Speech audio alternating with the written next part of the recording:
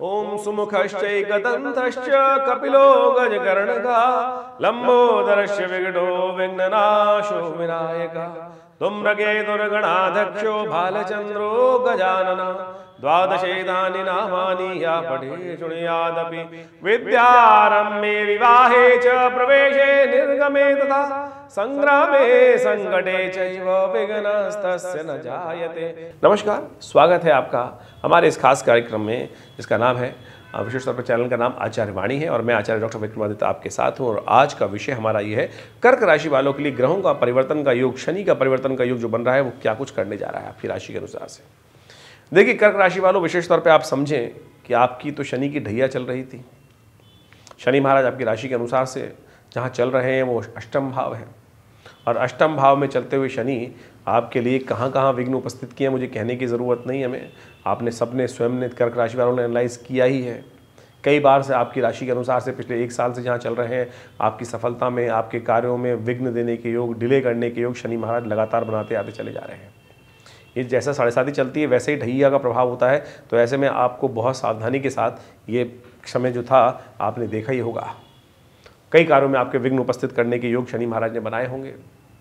ऐसे में धन के संबंध में भी अभाव का योग, लाभ की जगह विशेष तौर पर लोन चढ़ाने का योग ये शनि महाराज ने बनाए ही आपकी राशि के अनुसार से। खैर, आपने तो सब झेला ही, तो उसको समझते हुए कार्य करने के प्रयास कीजिए कि अब जो थोड़ा सा समय परिवर्तन की तरफ जा रहा है, एक आपके लिए छोटा सा रास्ता खुल रहा है। 11 फरवरी को शनि महाराज होने जा रहे हैं अस्त। यह आपके लिए रिलीफ का पॉइंट दिखाई देगा, बजाय थोड़े दिन के लिए दिखाई देगा। 16 मार्च तक रहेंगे ये अस्त, तो ये 34-35 दिन के जो विशेष तौर पर अस्त के योग बन रहे हैं ये आपके लिए शनि के अस्त होने के कारण से बहुत लाभ के योग बनेंगे। कई मामलों में शनि सफलता के ये जो शनि अस्त होने से बृहस्पति का पूर्ण फल आपको प्राप्ति के योग बन जाएंगे, चाहे वो धन हो, चाहे वो सम्मान हो, चाहे वो पद हो, चाहे वो रुके हुए कार्यों को पूर्ण करने का हो, चाहे वो सुख हो, चाहे वो जमीन जायदाद का हो। इन सब क्षेत्रों में कई प्रकार से लाभ के योग बहुत बढ़िया तरीके से इन शनि महाराज के अस्त होने से आपको प्राप्त हो रहे हैं। शनि अस्त होने का प्रभाव क्या होता है शनि अस्त, ये भी आपको विशेष तौर पर समझ लेना चाहिए। ये भ्रांति बहुत सारे लोगों में रहती है कि शनि अस्त, कोई ग्रह अस्त हो जाए किस कारण से। हर ग्रह के अलग अलग प्रभाव हैं। कोई सूर्य के विशेष तौर पे सन्निकट आ जाने के कारण से कोई भी ग्रह अस्त हो सकता है। शनि महाराज जब सूर्य के आसपास 14 डिग्री के आसपास आ जाते हैं तो वो अस्त हो जाते हैं। तो 11 फरवरी को शनि के विशेष तौर पर सूर्य के सन्निकट आ गए शनि महाराज। ये इसलिए है क्योंकि शनि की गति एक अलग है, सूर्य की गति अलग है। सूर्य जो है वो करीब करीब हर रोज एक अंश के आसपास चलते हैं और एक राशि जो है में करीब करीब 30 अंश की एक राशि होती है। हर रोज एक अंश चलने के कारण से 30 दिन में सूर्य एक राशि को प्रवेश पार कर जाते हैं और एक साल में जिस प्रकार से इसी 12 राशियों को चक्कर पूरा आ जाता है सूर्य देव का, वहीं शनि महाराज जो है वो करीब करीब 2.5 साल में वह 30 अंश की राशि विशेष तौर पर पार कर पाते हैं और बीच में फिर वक्री भी होते हैं, मार्गी भी होते हैं। तो ऐसे में उनकी गति कई प्रकार से कभी बढ़ती है कभी घटती है। सूर्य एक ही गति से चलते हैं। सूर्य हर रोज एक अंश आगे बढ़ेंगे, हर रोज एक अंश आगे बढ़ेंगे, वो एक निर्धारित है। शनि की स्पीड कभी बहुत तेज होगी, कभी कम होगी, कभी कैसी होगी और कभी वक्री भी हो जाएगा ग्रह। ऐसे में वक्री चलते हुए ग्रहों का योगायोग जो है, अब शनि महाराज अस्त स्थिति में आ गए हैं और ये शनि का अस्त होना जो है वो सूर्य के सन्निकट आने के कारण से हुआ। शनि महाराज आपकी राशि के अनुसार से इस वक्त अष्टम भाव में चल रहे थे। अष्टम भाव विशेष तौर पर जो है, और वहाँ पर शनि महाराज ने कई प्रकार के विघ्न आपके जीवन में कई प्रकार पिछले करीब 1 साल से देने के योग बना रखे हैं। सफलता में बाधा, नाम सम्मान में कहीं ना कहीं कमी, कार्य करने के बाद भी उसको पूर्ण करने में कहीं दिक्कत, और आपके लिए पक विशेष तौर पर स्थिति शनि महाराज ने दी बृहस्पति, जबकि वहाँ पर आपके लिए चल रहे थे। और बहुत सारे ज्योतिषियों ने ये उम्मीद जगाई थी कि बृहस्पति महाराज जब अप्रैल 2023 में यहाँ लाभ व दशम भाव में आएंगे, कार्य बहुत बढ़िया तरह से पूर्ण करने के योग देंगे, धन की आमदनी को बढ़ाने के योग देंगे।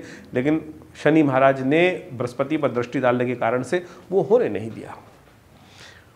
अब जब 11 फरवरी को शनि महाराज आगे बढ़ते हुए सूर्य के विशेष तौर पे सन्निकट आने के कारण से अस्त हो जाएंगे, तो ये बृहस्पति को भी प्रभाव देंगे, बृहस्पति की शक्ति बढ़ा देंगे। शनि का प्रभाव हो जाएगा शून्य, चाहे वो 34 दिन के लिए हो।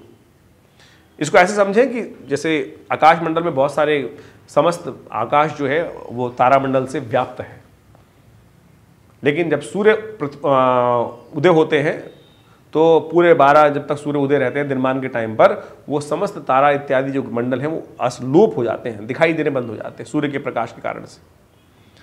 वो जो राशि सूर्य के पास आएगी, जो ग्रह सूर्य के पास आएगा, वो भी इस प्रकार से दिखना बंद हो जाएगा। और जैसे ही सूर्य परिवर्तित, जब पृथ्वी का चक्र पूरा हुआ और सूर्य के से निकलकर वो करीब करीब 180 डिग्री परिवर्तित हुई, तो उसके बाद दूसरी तरफ के जो अंधेरा वाला साइड है, वहाँ पूरा तारा जो चंद्रमंडल तारामंडल है वो बड़ी तरह से व्याप्त हो जाता है, वो दिखना शुरू हो जाता है। तो यही है अस्त और उदय।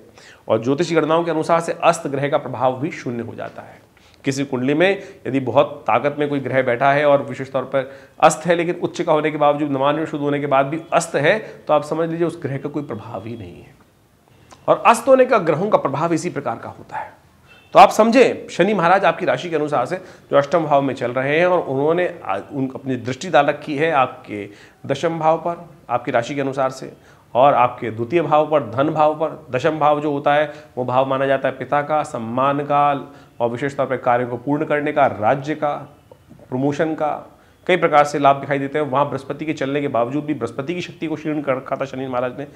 चलिए मान लीजिए 34-35 दिन के लिए तो कम से कम एक विंडो आपको प्राप्त हो रही है, और ये समझ लें, इसको यूटिलाइज करने का प्रयास करना। कई बार हम बोलते हैं हमें 4 दिन अच्छे मिल जाए, कई बार हमने बोलते हैं भाई 4 दिन में वारे न्यारे कर देंगे, तो आप समझ लीजिए मिल रहे हैं आपको 34-35 दिन। अब आपको कर्म को के प्रभाव को दिखाने की ज़रूरत है। तो जागिए, उठिए, चलिए, और बहुत सुंदर तरीके से ये ज्योतिषी गणनाओं के अनुसार से हम आपको बता रहे हैं कि ये 34-35 दिन शनि आपके लिए कम से कम विघ्न उपस्थित नहीं करेंगे। इसका लाभ आपको लेने का प्रयास करना चाहिए। और बृहस्पति आपको पूरी तरह से लाभ देने के योग बना रहे हैं, जो आपके लिए खास तौर पर रहेगा, विशेष तौर पर धन के संबंध में, आपके पद के संबंध में, आपके सम्मान के संबंध में, प्रमोशन के लिए बहुत अच्छी सी अपॉर्चुनिटी बनकर तैयार आ रही है। तो आप उसको लाभ लेने का आपको प्रयास करना चाहिए।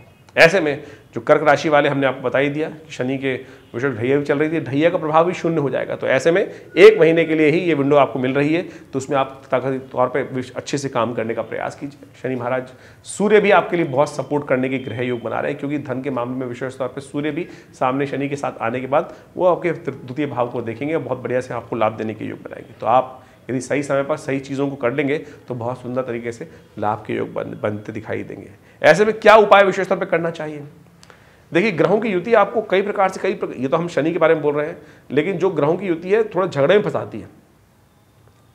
तो इसलिए दूसरों के झगड़ों में मत फंसेगा। इस वक्त में बहुत सारे कार्य ऐसे प्राप्त हो सकते हैं आपको कि जो दूसरे लोग हैं उनके कार्य पूर्ण करने के, दूसरों के झगड़ों में आपका टाइम खराब हो जाए। थोड़े स्वार्थी बन जाओ कर्क राशि वालों, अपने कामों को संपादित करने का आपको प्रयास करना चाहिए। हनुमान चालीसा का डेली पाठ कीजिएगा ऐसे में, क्योंकि मंगल जो है ना, वो शुक्र के साथ, बुध के साथ बैठकर सप्तम भाव में जो दूसरों के कार्यों को आप फंसाने के योग बना रहा है, अन्य स्त्री के झगड़ों में आपको फंसाने का प्रयास कर रहा है, उनसे बचते हुए कार्य कर लीजिएगा। अपने लिए थोड़ा स्वार्थी बनकर कार्य कर लीजिएगा। हनुमान चालीसा का पाठ कर लीजिएगा, आपके लिए लाभ के योग बनते दिखाई दे रहे हैं। बहुत छोटा सा उपाय हमने आपको बताया है, आशा करते हैं आप समझेंगे और लाभ लेंगे। इसके अलावा जैसे हमने कहा कि बहुत सारे लोग लिख के भेजते हैं कि हमारी जन्मपत्री में कुछ हो ही नहीं रहा है, ये आप लगातार हम कर रहे हैं, उसके लिए आप कोशिश कर सकते हैं, हमारे यहाँ अपनी जन्मपत्री को भेजें, हम एनालाइज करके बताएंगे, देखेंगे और बताएंगे, कोशिश करेंगे। हो सकता है आपके बहुत सारे योग ऐसे हों जो कुछ न कुछ कष्ट के योग बना रहे हों, और ये उनको निवारण कर लेंगे तो बिल्कुल वारे न्यारे हो सकते हैं। आप सबका स्वागत है विवेकानंद योग आश्रम में। हमारा ये आश्रम संस्थान जमुना पार्क खुरेजी में स्थित है, और यहाँ पिछले करीब 60 सालों से सुंदर तरीके से भारतीय पराविद्याओं पर शोध कार्य चलता है। हमारे पिता आचार्य श्री केशवदेव जी महाराज के साथ सानिध्य में रहकर बहुत सारे विषयों पर आश्रम में लगातार शोध हुआ, और आज भी उन्हीं कार्यों पर हम आगे बढ़ाने का प्रयास कर रहे हैं। नित्यपति आश्रम में करीब 8 घंटे के आसपास यज्ञ होता है, और बहुत सारे उत्सव समय से मनाए जाते हैं, और हम आपको अवगत कराते ही रहते हैं उन सब संबंध में। आप भी विवेकानंद योगाश्रम में आकर उन सब सुविधाओं का लाभ ले सकते हैं, चाहे वो स्वास्थ्य संबंधी समस्या हो। तो ये आश्रम बहुत सारे क्षेत्रों में हम कार्य करने का प्रयास कर रहे हैं। योग इत्यादि के क्षेत्र में, प्राकृतिक चिकित्सा इत्यादि के, आयुर्वेद के क्षेत्र में एक पूरा 100 बेड का हॉस्पिटल यहाँ पर बनाया गया है। माँ भगवती का एक चमत्कारी शिव विग्रह यहाँ विद्यमान है, जो मुल्तान से 1947 में उपस्थित हुआ, 500 साल पुराना शिव विग्रह। उनके सानिध्य में ही आश्रम की समस्त व्यवस्थाएं चलती हैं, और उनका दर्शन नित्यपति आप कर सकते हैं। और रविवार के दिन एक विशेष कार्यक्रम आश्रम पे किया जाता है, जिसमें यज्ञ में जो 8 घंटे नित्यपति यज्ञ होता है रविवार वाले दिन, उसमें सादर सब लोग आमंत्रित रहते हैं, भंडारे इत्यादि कार्यक्रम होता है। तो आप सब उन सब समस्त कार्यक्रम में आके लाभ ले सकते हैं। और जन्मपत्री के संबंध में विचार विमर्श करने के लिए भी सुंदर व्यवस्था हमारे इस आश्रम की तरफ से रहती है। फ़ोन नंबर्स आपके सामने स्क्रीन पर है, उन सब में आप लाभ लेने का योग बना सकते हैं। धन्यवाद।